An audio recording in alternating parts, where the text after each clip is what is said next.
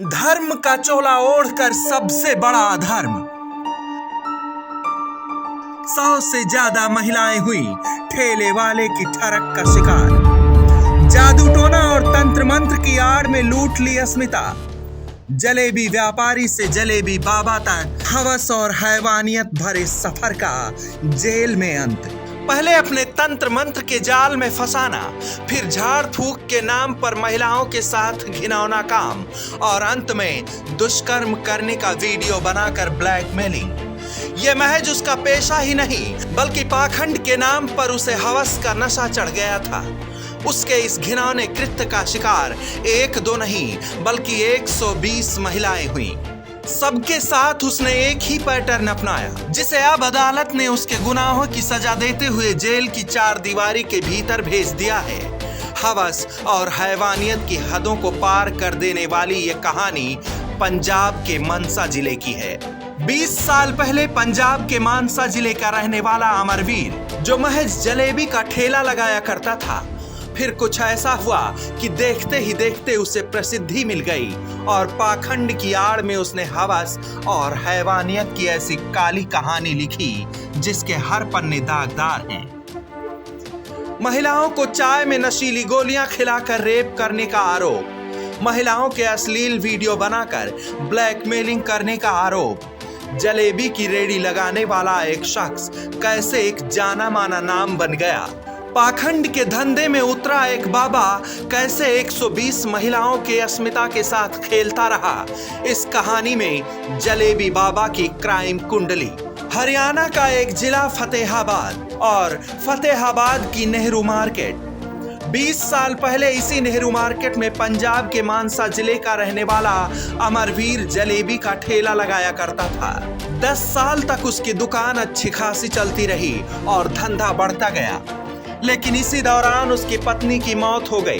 घर में 4 लड़कियां और 2 बच्चों की जिम्मेदारी अमरवीर के कंधों पर आई तो धंधा धीमा हो गया। बीवी का गुजर जाना और धंधे का बंद हो जाना अब अमरवीर के सामने सिर्फ अंधेरा था। तभी उसकी जिंदगी में उजाले की मशाल लेकर एक तांत्रिक आया। उसने अमरवीर को तंत्र विद्या के बारे में बताया। इसी दौरान अमरवीर टोहाना से 2 साल के लिए गायब हो गया और वापस लौटा तो उसने टोहाना में ही अपना एक मकान बनाया और घर में ही बाबा बालकनाथ के नाम से मंदिर भी बनवाई। यहीं से उसके तंत्र मंत्र और पाखंड की दुकान खुल गई। देखते ही देखते अमरवीर अपना नाम बदलकर अमरपुरी रख लिया। अब जलेबी का व्यापार करने वाला जलेबी बाबा बन चुका था और तंत्र मंत्र के सहारे लोगों के दुख और कष्ट को हरने का कारोबार खोल चुका था।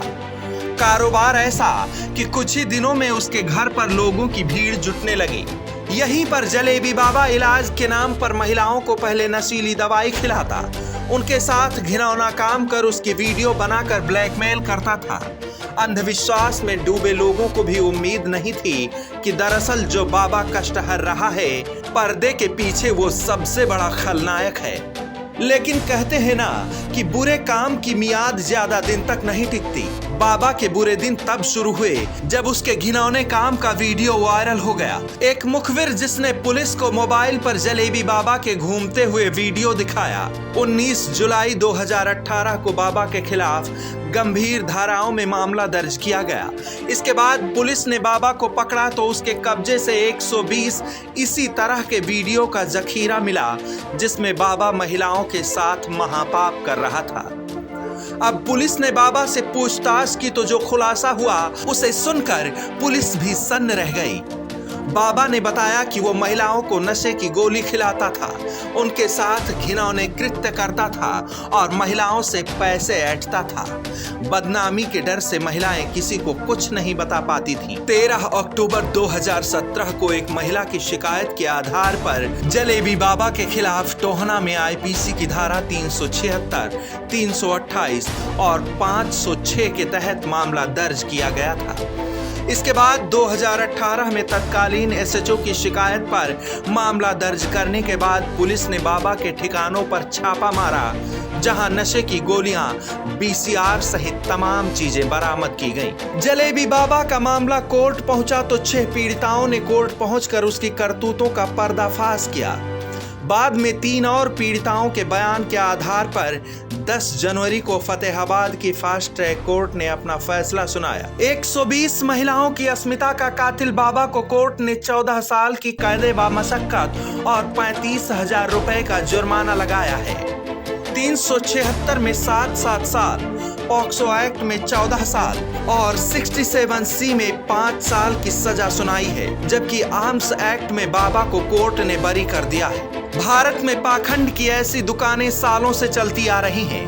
तंत्र मंत्र की दुकान खोलकर धर्म का चोला ओढ़े ऐसे ही ढोंगियों की काली करतूतों का शिकार भोले भाले लोग बन जाते हैं। इसके बावजूद भी पाखंड की आड़ में पब्लिक हर बार शिकार होती रहती है।